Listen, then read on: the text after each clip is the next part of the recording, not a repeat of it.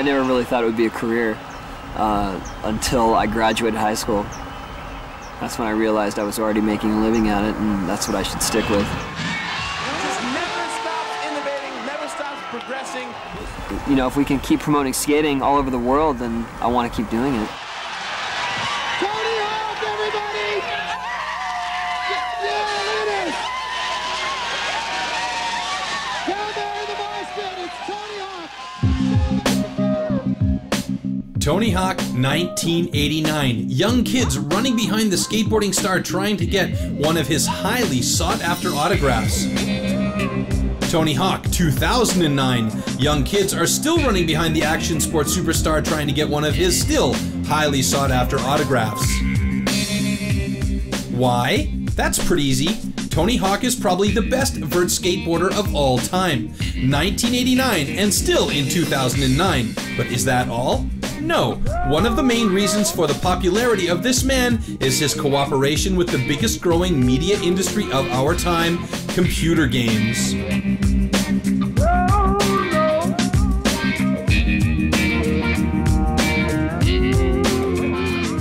I've always been a serious video gamer, so that was right up my alley. You know, some people would say, "Oh, that's not my thing. That's nothing to do with skateboarding." But for me, I bought every game that ever featured skateboarding because I love video games and I love skateboarding. And so for me to work on a game like that was perfect merge.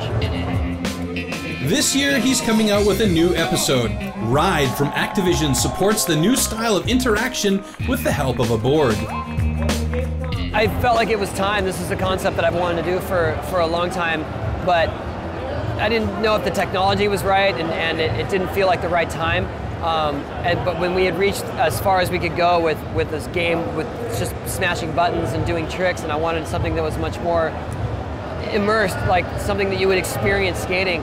And with the success of games like Guitar Hero, that gave me the incentive that we could build a peripheral that would respond to your motion, but also would be accessible. But shouldn't it be the challenge for an ambassador like Tony to get the kids out on the streets and skating for real?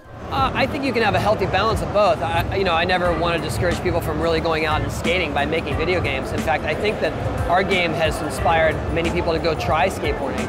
And I feel like the same is true with our new game. But our new game is much more physically active. I mean, if you play it and you play a few levels, you get tired. So I feel like we're encouraging people to get up and not sit around and actually get involved in it.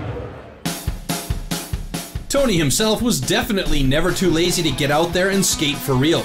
As a child, doctors diagnosed his IQ as above average with a high aggressive potential, which he used to skate like nobody before him. At 14, he turned pro. At 16, he was considered the world's best skateboarder. At 17, he bought his first house. He was world champion 11 times in a row and invented more than 85 new tricks. Next to his sports successes, he was a magnet for big corporate sponsors, which brought him criticism because he led the sport out of its underground genre. You have to find your voice in skating.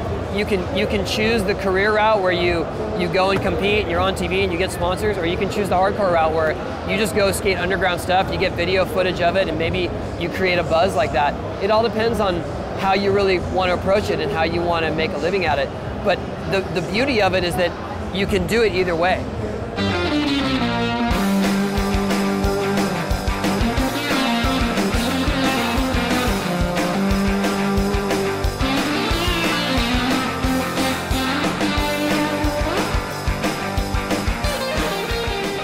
Tony went the competition route and was successful like no one else.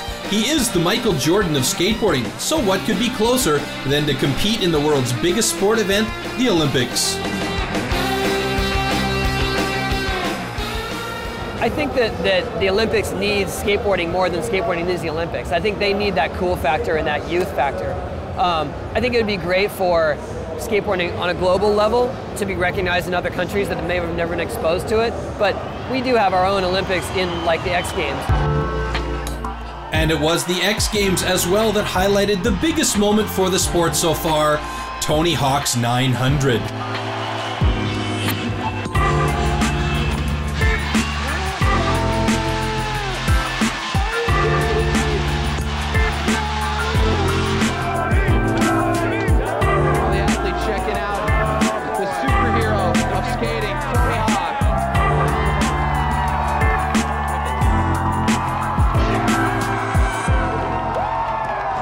have never imagined that we've gotten this far in skating 20 years ago. I mean, I never imagined that it would be this popular. I didn't think that the physical act of skating could come so far and evolve so much with the giant ramps and with jumping down huge flights of stairs and things, but it's exciting. I love it. And that's what always drew me to skating, was that there was something new to learn always. But is it, at 41 years old, still possible to act like 20 years ago and just go for it? I don't make ultimatums. I want to do it as long as I physically can and as long as I feel like I'm relevant and people want to see me do it. I will continue to skate even when I'm not a professional, but I may not be doing it in public. Unlike here for the presentation of his new game Ride, where the public wanted to see him ride until the old man was done and dusted. Speaking of done and dusted, that's it for Rebel TV. Thanks for joining us. Peace, everybody.